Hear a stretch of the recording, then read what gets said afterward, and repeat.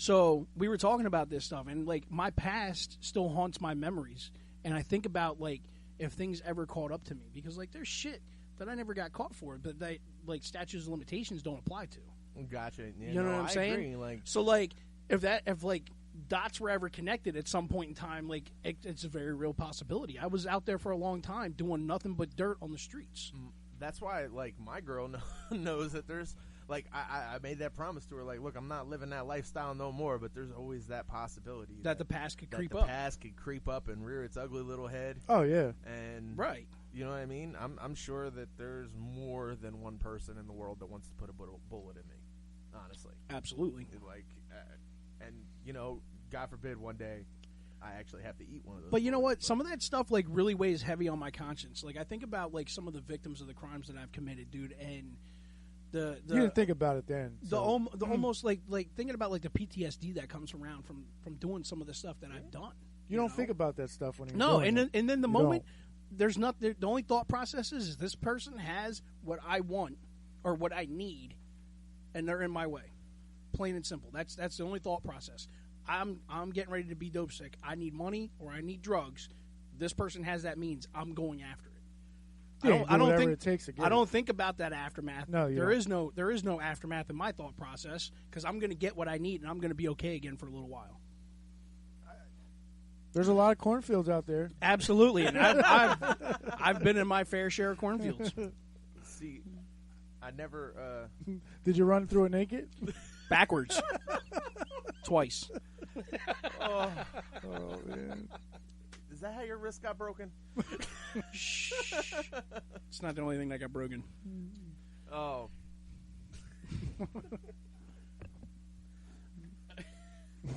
right.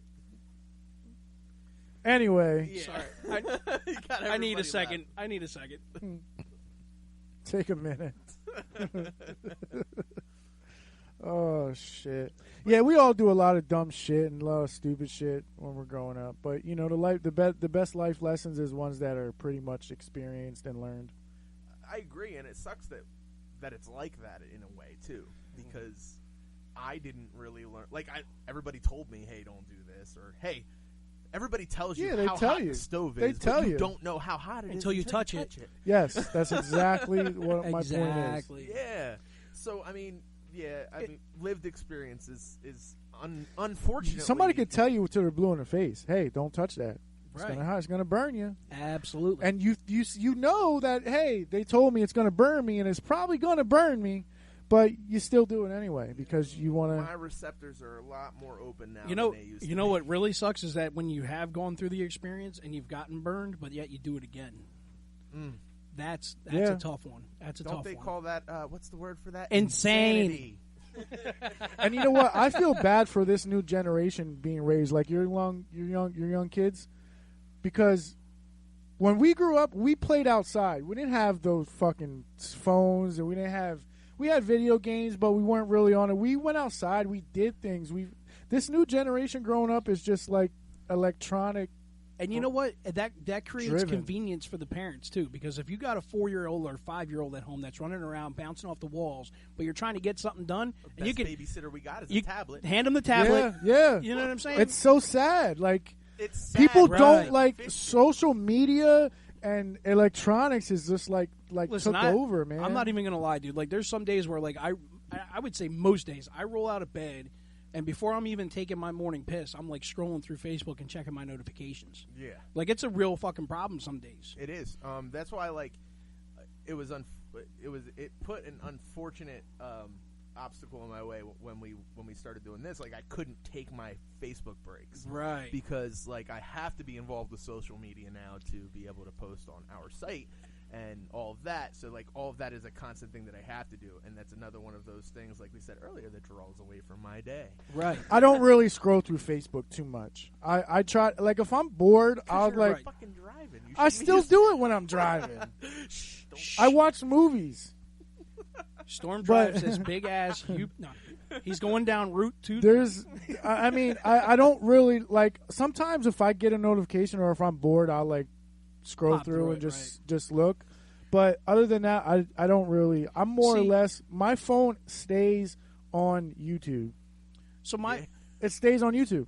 My phone, my personal Facebook account is now linked to two Facebook pages outside of my personal account.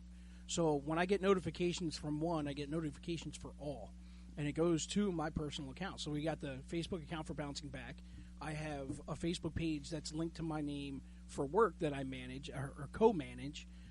Plus, I have two other Facebook pages that I have logins for that I help co-manage. You know, so like a lot of what I do for work, I get paid for to be on Facebook some days. You know, like I can literally spend 3 hours some days screwing around on Facebook, and getting paid for it.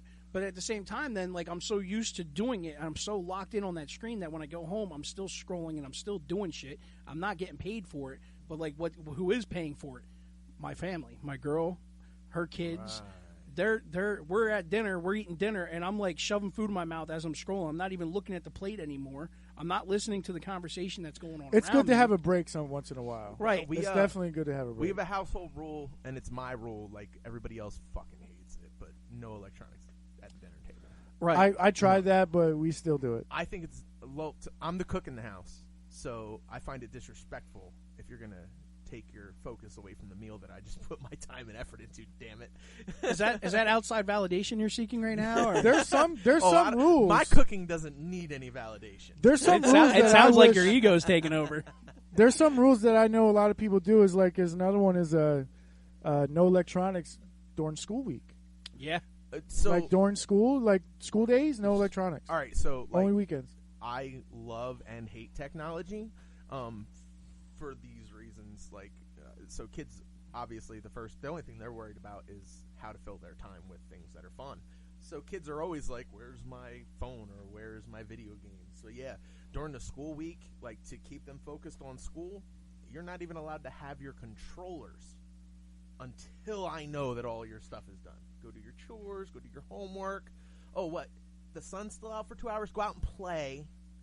So what's nice about that is my girl's oldest has a phone. He has a phone that his uncle actually bought and paid for as a gift for doing well. He was doing well in football and school at the time when he got this, My right? oldest have phones as well. So, but they got that Google LinkedIn or whatever it's called. The Google Family Link. Yeah. That's what we do. So too. you can turn control every aspect of what they do on that phone. So like when he's supposed to be doing like homework or something, you control the whole phone with that? I'll show you. Absolutely.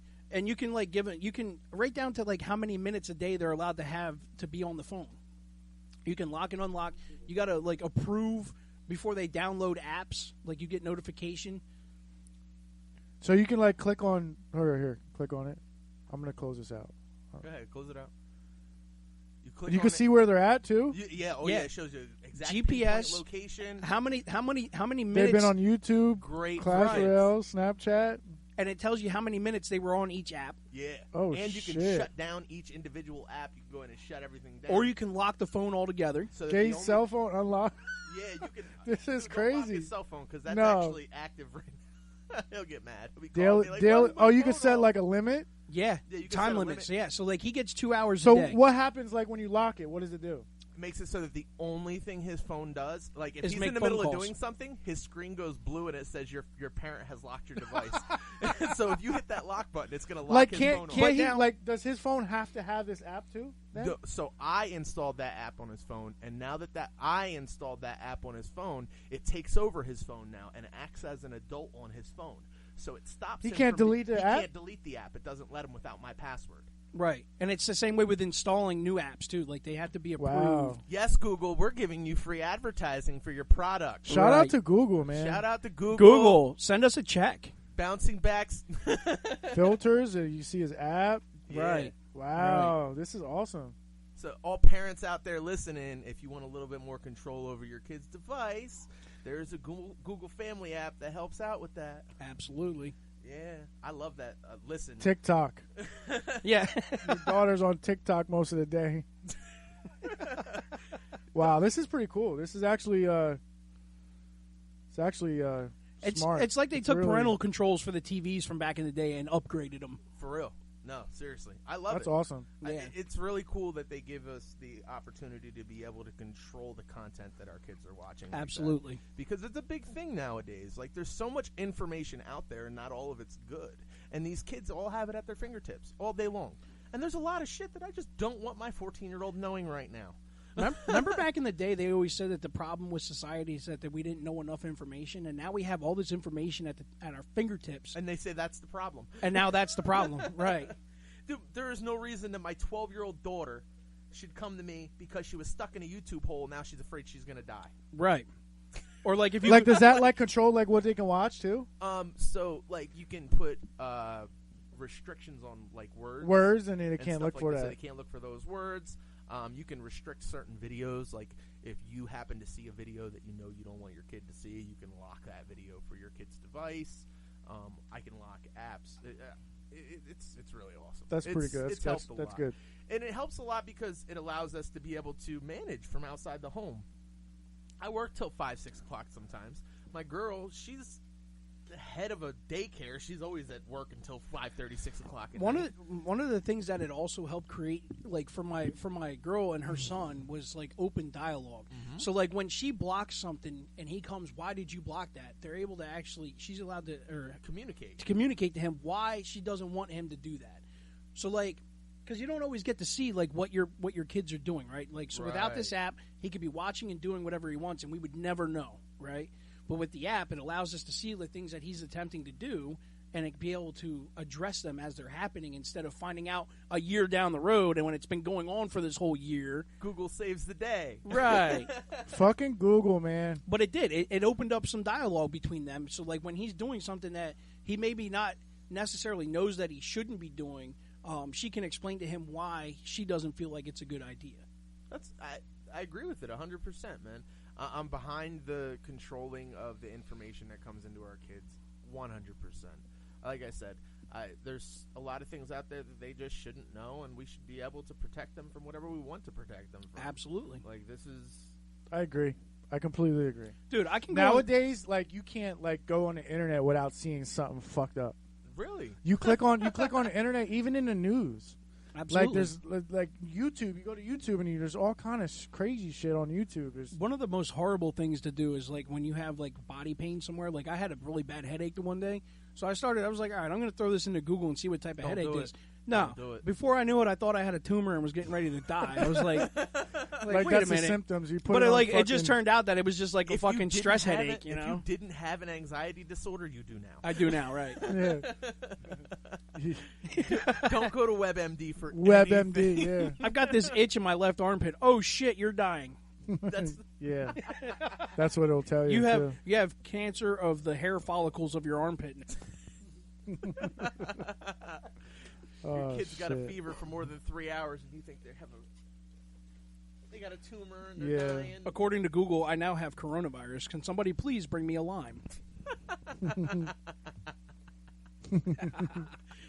that lingered for a second. What are we at? An hour? Yeah, we're about almost an hour. He's the time Nazi. Yeah, he is. Because you know what? The time is because then that's less stuff that I got to edit. Oh, here we go. All right, Didn't we talk about this the last time we tried doing this little freestyle sessions? We talked about the time. Turn his mic off. What he doesn't want to do. Hopefully, though, that this audio will be usable. Yeah, it'll be. It sounds you know what? like it is. Tony got a new mic. Yeah. It actually sounds. It overpowers these. Right. Like so it sounds real. real. We ought to get new mics too. Then. You know what? It's happening. I might actually like start using the Phantom Power mics. Yeah, I like it.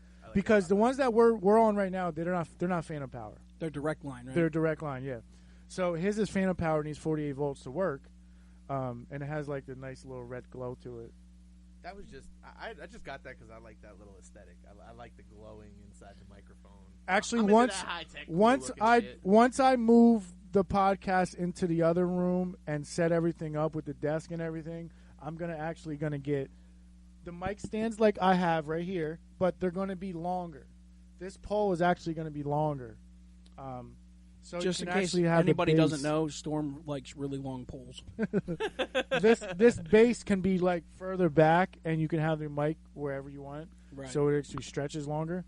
Now, if only everybody at home could see what you were talking about. Yeah.